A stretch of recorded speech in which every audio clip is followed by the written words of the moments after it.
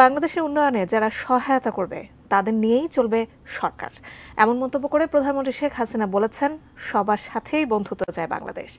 কার সাথে কার ঝগড়া সেটা দেখার দরকার নাই।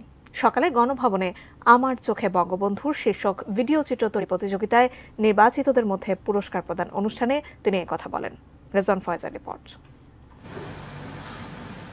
15ই আগস্ট জাতীয় শোক দিবস উপলক্ষে জাতির পিতা বঙ্গবন্ধু শেখ মুজিবুর রহমানকে নিয়ে আমার চোখে বঙ্গবন্ধু শীর্ষক 1 মিনিটের ভিডিও চিত্র তৈরির জাতীয় প্রতিযোগিতা আয়োজন করা হয়েছিল। জাতির পিতার জীবন ও দর্শনকে নিয়ে দেশজুড়ে এই প্রতিযোগিতায় যেসব তরুণ বিজয়ী হয়েছেন, রবিবার সকালে গণভবনে তাদের হাতে সম্মাননা পত্র, ক্রেস্ট ও আর্থিক পুরস্কার তুলে দেন প্রধানমন্ত্রী শেখ হাসিনা। প্রধানমন্ত্রী সময় বলেন, বঙ্গবন্ধুর সবচেয়ে বড় সাফল্য হলো দীর্ঘদিন ধরে পরাধীনতার শৃঙ্খলে আবদ্ধ বাঙালি জাতিকে তিনি স্বাধীনতার চেতনায় উদ্বুদ্ধ করতে পেরেছিলেন। আর স্বাধীনতার সেই সুফল যেন মানুষের কাছে না পৌঁছাতে পারে, সেজন্যই বঙ্গবন্ধুকে হত্যা করা হয়েছিল। 15 আগস্টের পর থেকে আমাদের ইতিহাস বিকৃতি শুরু হয়, বঙ্গবন্ধুর নাম মুছে ফেলা হয় এবং সকলের নামে নানা ধরনের কুৎসা রটনা করে করে মানুষকে বিভ্রান্ত করার চেষ্টা করা হয়। 7ই মার্চের ভাষণ নিষিদ্ধ হয়ে যায়।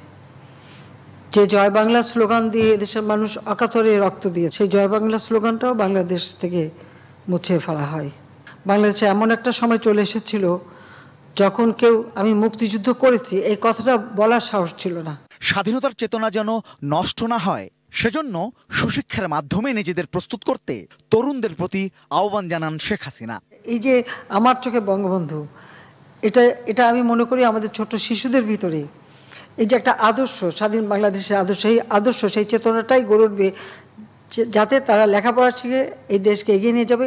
সামনে কিন্তু অনেক কাজ, আমরা স্মার্ট বাংলাদেশ করব, তো তোমরাই হবে সেই স্মার্ট বাংলাদেশের মূল সৈনিক। প্রধানমন্ত্রী বললেন, সবার সাথে বন্ধুত্বপূর্ণ সম্পর্ক চায় বাংলাদেশ, তবে যারা বাংলাদেশের উন্নয়নে সহযোগিতা করবে তাদের বেশি গুরুত্ব দেওয়া হবে। আর আমরা সবসময় শান্তি চাই, আমরা যুদ্ধ চাই না, সকলের সাথে বন্ধুত্ব চাই এবং সেই বন্ধুত্ব রেখেই কিন্তু আমি এগিয়ে যাচ্ছি। কার দেশের সাথে কার দেশের ঝগড়া সেটা আমার দেখার দরকার নাই।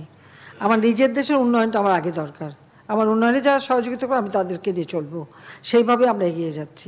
এত উন্নয়নের পরও যারা সেসব দেখতে পায় না, তাদের সম্পর্কে সতর্ক থাকার আহ্বান জানান শেখ হাসিনা। তা আমাদের বাংলাদেশে কিছু মানুষ আছে, তাদের সব কিছুতেই কিছু ভালো লাগে না। আমি বলি এটা হচ্ছে কিছু ভালো লাগে না গ্রুপ। রেজন ফয়েজ, এটি নিউজ, ঢাকা।